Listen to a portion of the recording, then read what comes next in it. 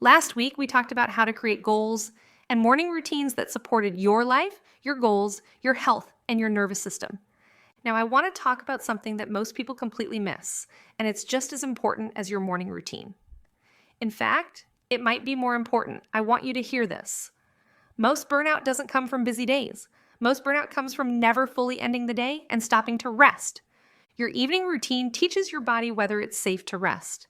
And if your body never feels safe to rest, if your nervous system is always activated and ready for the next crisis, you're going to burn out no matter how good your morning routine is.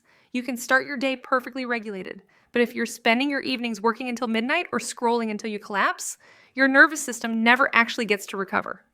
You've been going, and by the time evening comes, you're desperately trying to grab some personal time and wind down, so you stay up late, scrolling or watching TV or working on projects.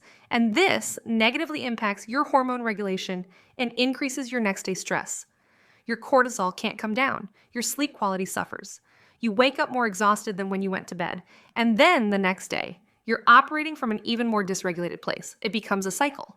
So by building an evening routine, you're not being indulgent. You're not being selfish. You're actually protecting your ability to recover and show up the next day as your best self.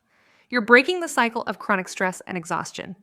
Last week, we talked about our simpler morning routine. But today, I want to talk about our living evening routine. The first letter is L, and L stands for let go. Release the day, physically and mentally. Stretch. Take a warm shower or bath. Write down lingering thoughts so they don't follow you into sleep.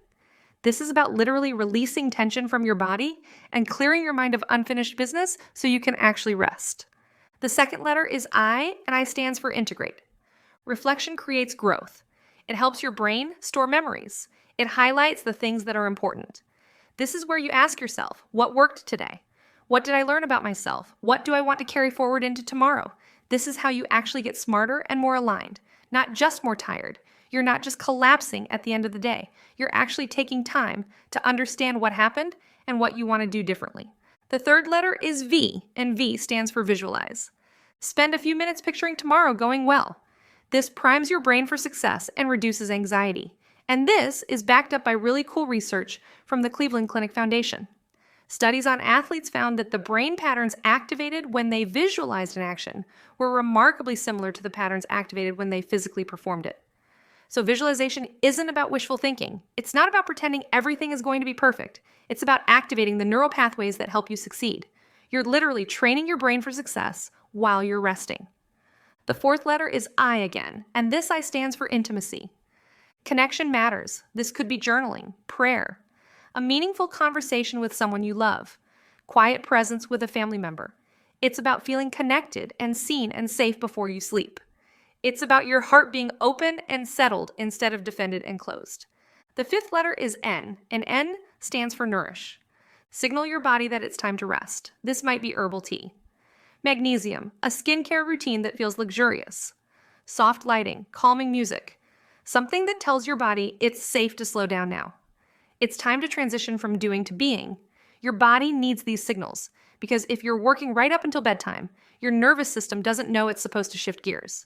You're still in go mode, so you need these rituals to teach your body that rest is coming. And the last letter is G, and G stands for gratitude. Have you ever noticed how your brain is wired to replay the things that went wrong? Regular gratitude journaling can lead to a 25% increase in sleep quality, as it can help reduce worrying thoughts before bed. End the day acknowledging what went right. This improves sleep, resilience, and emotional regulation. Instead of lying in bed thinking about everything you didn't accomplish or everything that went wrong, you're deliberately focusing on what went well. What am I grateful for? What's one thing that went right today? Even if it's small. Maybe it's just that you drank enough water. Maybe it's that you had a good conversation with a friend. Maybe it's that you moved your body. It doesn't have to be huge. But that shift in focus from what went wrong to what went right, that literally changes your brain chemistry before sleep. You're going into sleep from a place of gratitude and peace instead of regret and worry. Here's the bottom line. When you anchor your days with these routines, you're not relying on willpower anymore. You're not waiting for motivation to strike. You're building a structure that supports you. You're creating the conditions for your goals to actually thrive. And that's how real, lasting change happens. It's not dramatic. It's not flashy. It's consistent, daily choices that add up over time to create a completely different life. I want to tell you about a client I worked with. Let's call her Sarah. Sarah was a high-achieving woman. She was running a successful business. She had a family. She was doing all the things that looked successful from the outside, but she was exhausted. She was running on fumes, and every year without fail, she would sit down in early January and set these ambitious goals. Lose 30 pounds, hit a revenue target, build a morning routine, read more, travel more, and every single year, by February, she had abandoned all of it. She came to me feeling like a failure. She said, "Amy, I don't know what's wrong with me. Why can't I just stick to something? Why do I keep breaking my promises to myself?" And here's what I realized when I started working with her. Sarah wasn't broken. Sarah was just setting goals without any foundation. She was trying to build a house on sand. She wasn't asking herself how she wanted to feel. She wasn't anchoring her days with routines that supported her goals. She was just looking at what other successful women were doing and copying their goals without asking whether those goals made sense for her life, her season, her energy level, or what she actually needed. So here's what we did instead. We started really simple. We asked Sarah, if you imagine yourself 1 year from now and you're feeling really good, how are you feeling? What's different? What's changed? And you know what she said? She said, I feel calm. I feel energized, but not frantic. I feel like I actually have time for myself.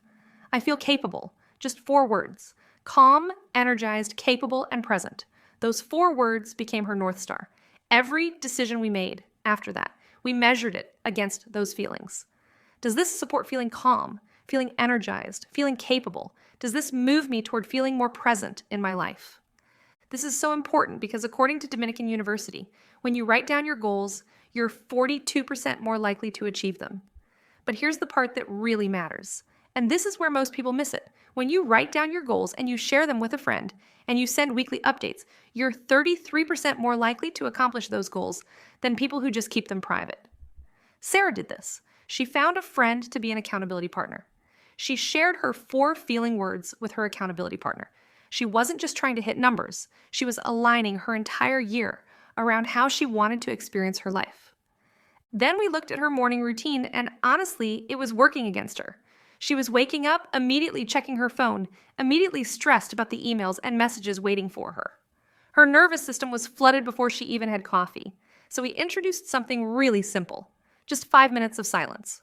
She would wake up, drink a big glass of water, sit on her porch with her coffee, and just breathe. No phone, no input, no news, no one else's emergency becoming her emergency. Do you know what happened? Within 2 weeks, she told me her whole day felt different. Not because 5 minutes is magic, but because she was starting from regulation instead of reactivity. Think of your nervous system like the thermostat in your home. If you wake up and immediately spike your stress, it's like cranking the heat up to 85 degrees. Your entire system is in fight or flight before you even have your breakfast. But when you give yourself those few minutes of silence, you're setting the temperature to something calm and sustainable.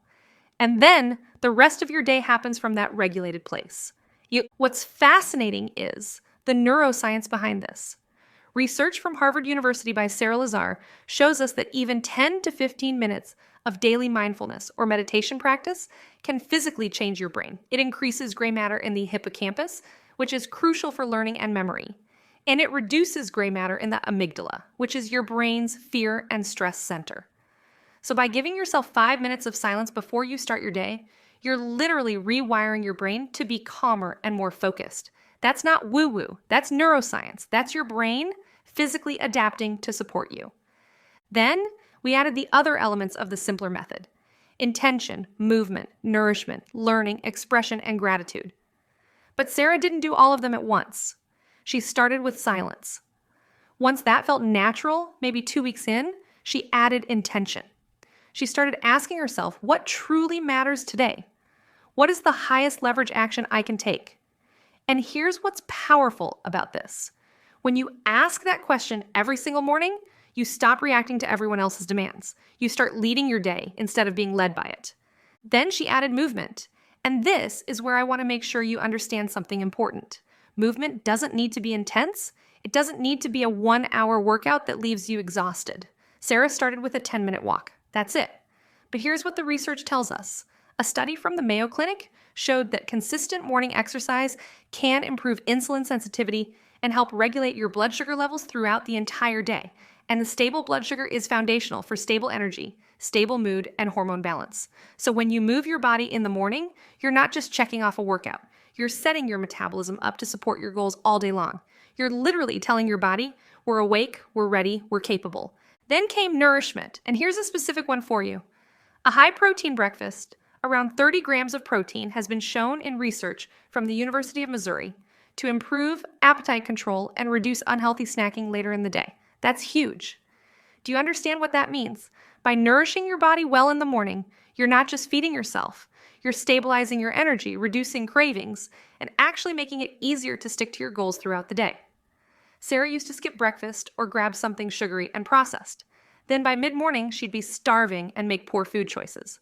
Once she started eating a real breakfast with protein and fat and carbohydrates, her whole day shifted. Hydration matters too. This one is so overlooked. Even mild dehydration, a loss of just 1 to 2% of your body weight in water, can impair cognitive functions like concentration, alertness, and short-term memory. Think about that. You're already starting your day from a dysregulated place if you haven't hydrated. So the very first thing I want you to do in the morning, before your coffee, before your intentions, is drink a full glass of water. Just one glass. Your brain will thank you. Then we added learning. Growth compounds when it's consistent, not when it's intense. Consistent wins. 10 minutes of reading, listening to a podcast, studying something aligned with her goals. That's enough. It kept her growing and connected to why her goals mattered. She started listening to podcasts during her morning walk. 2 birds with 1 stone. She was moving. She was learning. She was growing. Expression was next. Your mind needs somewhere to put your thoughts. Journal, brain dump, write affirmations, capture ideas. Expression clears mental clutter and creates clarity. Sarah started a simple practice of brain dumping in her notebook every morning. All the things floating around in her head. Tasks, worries, ideas, inspiration. Once they were on paper, she could let them go. And here's what's amazing. She realized half the things she was worried about didn't actually matter. Getting them out of her head gave her permission to release them. And then gratitude. Here's where the science gets really powerful. A 5-minute daily gratitude journal can increase your long-term well-being and happiness by more than 10%. But it gets better. Practicing gratitude has been shown to reduce levels of cortisol, the body's primary stress hormone, by 23% in study participants. That's according to the Grateful Heart study. And if you struggle with sleep, listen to this. Regular gratitude journaling can lead to a 25% increase in sleep quality because it reduces worrying thoughts before bed. So by starting your day with gratitude, you're not just being positive or inspirational. You're literally reducing your stress hormones, improving your sleep, and increasing your overall happiness. That's the foundation for actually achieving your goals. But here's the thing that nobody talks about. Sarah implemented all of this and something shifted. But then she came to me and said, Amy, I'm doing everything right in the morning, but I'm still exhausted by evening. I'm still not hitting my goals. And I realized we hadn't addressed the other half of the equation, her evening routine. And this was actually the missing piece. Sarah would work until she was exhausted, and then when she finally got free from work, she would procrastinate on bedtime because she wanted time for herself. So she'd scroll or watch TV or work a little more. And then she'd get 4 to 5 hours of sleep and wake up exhausted. Her whole foundation was crumbling because she wasn't allowing her body to recover. So we introduced the living evening routine. First, the let go. She started with a warm shower and some gentle stretching. She would release the day physically. She'd write down any lingering thoughts so they didn't follow her into sleep. Then the integrate. She'd ask herself, what worked today? What did I learn about myself? What do I want to carry forward? This is how you actually get smarter and more aligned, not just more tired. Then the visualize. She'd spend a few minutes picturing tomorrow going well. And here's something really interesting. Research from the Cleveland Clinic Foundation showed that the brain patterns activated when they visualized an action were remarkably similar to the patterns activated when they physically performed it. So visualization isn't about wishful thinking or pretending. It's about activating the neural pathways that help you succeed. Then the intimacy. For Sarah, this meant a meaningful conversation with her husband before bed. Just presence, just being together. Then the nourish. She'd make herself a cup of herbal tea, do her skincare, dim the lights. She was literally signaling her body that it was time to rest. And finally, the gratitude. She'd end the day acknowledging one thing that went well. Not everything, one thing. Here's what happened when Sarah started implementing her evening routine. She started sleeping better. Within a week, she noticed a difference. Within 2 weeks, her mood shifted. Her cravings decreased. And here's the really important part. She started actually following through on her goals because she had the energy and the mental clarity to do it. Because here's what the research shows us about sleep. People who get 7 to 8 hours of quality sleep per night have better emotional regulation and a more positive outlook. These are foundational for sticking with new goals and habits. A lack of sleep impairs your prefrontal cortex, which governs willpower and decision-making. So Sarah wasn't weak. She wasn't undisciplined. She was just sleep-deprived. And her brain literally couldn't make good decisions. By the end of that first year of working together, Sarah had hit her health goal, not because she was pushing harder or doing more intense workouts, but because she was supporting herself better. She had stable energy. She was making better food choices. She had hit her business goal. Not because she was hustling more, but because she was making clearer decisions from a regulated nervous system. And she had that time for herself she was craving. And here's what I want you to understand about Sarah's story. Only 9% of people who make New Year's resolutions report feeling successful in achieving them by the end of the year. But you know why? Because 92% of people fail to achieve their long-term goals due to lack of a specific, actionable plan. They don't have systems. They don't have daily structure. They don't have reflection built in. Sarah had all of that, and everything changed.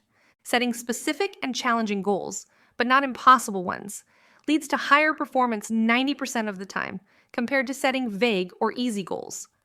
So Sarah didn't abandon ambition. She became more strategic about it. She chose 3 goals instead of 15.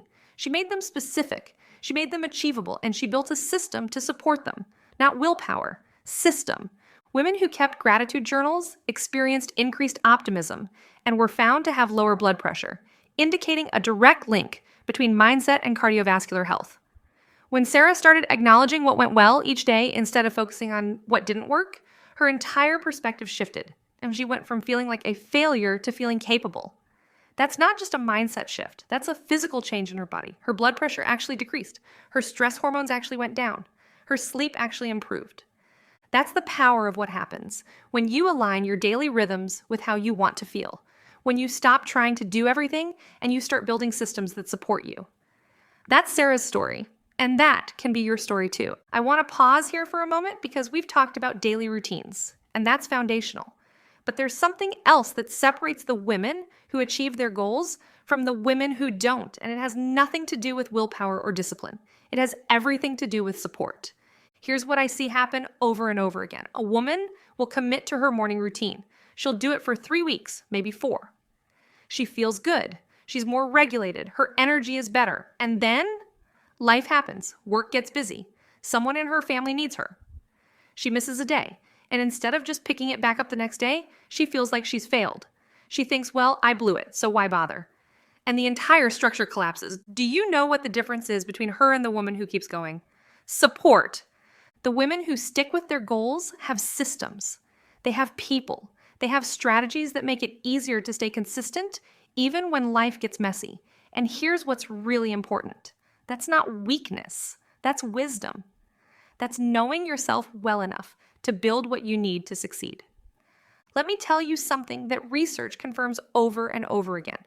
According to a study from the American Psychological Association, 65% of people who have accountability are likely to achieve their goals. But when you add specific check-ins and progress tracking, that number jumps to 95%.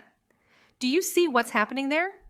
It's not about trying harder. It's about creating a structure that catches you when you're about to fall off. So here's what I want you to think about for your 2026 goals. Before you even set the goal, ask yourself this: what would make this easier? Not easier in a lazy way, easier in a way that removes friction, easier in a way that supports you showing up even when you don't feel like it. Let's say your health goal is to lose weight or improve your energy. What would make that easier? Maybe it's meal planning on Sunday, so you're not making decisions when you're tired. Maybe it's laying out your workout clothes the night before. Maybe it's getting a gym membership at a place that's on your way home from work, so you don't have to make an extra trip. Maybe it's signing up for a group fitness class, so you have people waiting for you. Maybe it's working with a nutritionist who understands hormone health, so you're not guessing. These aren't luxuries. These are investments in you actually following through. And here's the thing. One of the biggest reasons people fail at health goals is decision fatigue. Your brain can only make so many decisions before it gets tired. So if you're making decisions about what to eat, when to exercise, how to structure your day, you're using up your decision-making capacity. By the time you get to evening, you don't have the mental energy to stick with your goal. This is actually documented. Research from social psychologist Roy Baumeister shows that willpower is a limited resource.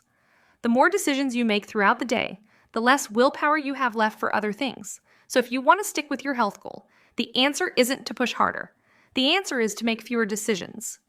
Plan your meals, prepare your environment, remove choices where you can. Now let's say your business goal is hitting a revenue target or launching something new. What would make that easier? Maybe it's setting up a system for tracking your progress so you're not just hoping you're on track, you actually know. Maybe it's having weekly accountability calls with a colleague or a coach who understands your business.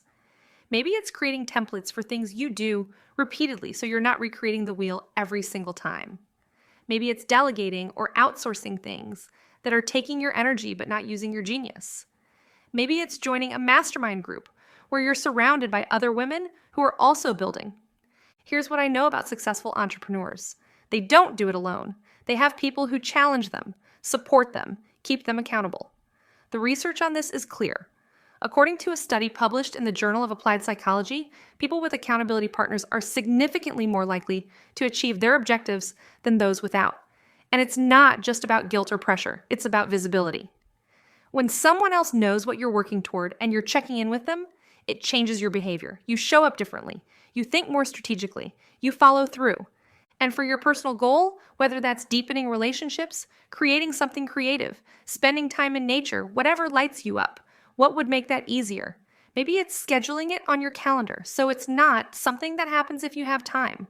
It's something that happens because you made it a priority. Maybe it's finding a friend who wants to do it with you so you have someone to hold you accountable. Maybe it's telling people what you're doing so they can support you and maybe even join you. I want you to understand something really important here. The reason most people don't achieve their goals isn't because the goals are too big. It's because they're trying to achieve them in isolation. They're relying entirely on their own motivation, their own discipline, their own willpower. And as we just talked about, willpower is limited, but support is unlimited. Community is unlimited. The systems are unlimited. Here's what I want you to know about this, because it's so important. There's this narrative that if you're disciplined enough, you can do anything on your own. That if you need help, you're weak. That if you need a system, you're not committed enough. But that's the opposite of the truth. The strongest, most successful people I know are the ones who are willing to ask for help, who are willing to invest in support, who are willing to build systems that work for them instead of pretending they can white-knuckle their way through life. Research from Stanford University on habit formation shows that 90% of people who have an implementation plan, meaning they've written down specifically when and where they'll do something and what support they need, are successful. 90%. Compare that to people who just set a goal and hope they'll figure it out. They're successful maybe 35% of the time. So we're not talking about a small difference. We're talking about the difference between success and failure. So before you finalize your big 3 goals for 2026, I want you to ask yourself this for each goal. What would make this easier? Is it a person, an accountability partner, a coach, a friend, a mastermind group, a community? Is it a system, a meal plan, a workout schedule, a project management tool, a tracking system, a template? Is it a structure, scheduling it on your calendar, setting reminders, creating deadlines, building it into your routine? Is it an investment, a course, a program, a membership, a coaching package, professional help? Is it simplification, removing other things from your plate so you have the energy and focus for this goal? Is it environment, setting up your physical space to support the goal, removing temptations, creating cues that remind you? Because here's what I know for absolute certain. If you build support around your goals, you're going to hit them. And if you don't, you're probably not. It's that simple. This is why I created my coaching programs, not because I have all the answers, but because I know that when you have someone in your corner, someone who knows your situation and can help you navigate the specific challenges you're facing, everything changes. You move faster, you stay consistent, you actually achieve what you set out to do. And you don't have to have a coach to benefit from support. You can find an accountability partner. You can join a group. You can invest in education or tools that make things easier. You can delegate or outsource. You can ask for help from the people in your life. You can build community around your goals. But you have to be intentional about it. You have to recognize that support isn't optional. It's the foundation. So as you're thinking about your big 3 goals for 2026, I want you to also be thinking about your support structure. What do you need? Who do you need? What systems would make this easier? What would need to change in your environment or your calendar to make this goal actually achievable? Because here's the beautiful thing. Once you have the support in place, the goal becomes almost automatic. You're not fighting yourself anymore. You're not relying on willpower. You're working with systems and people who support you. And that's when real transformation happens. That's when you actually move the needle on what matters.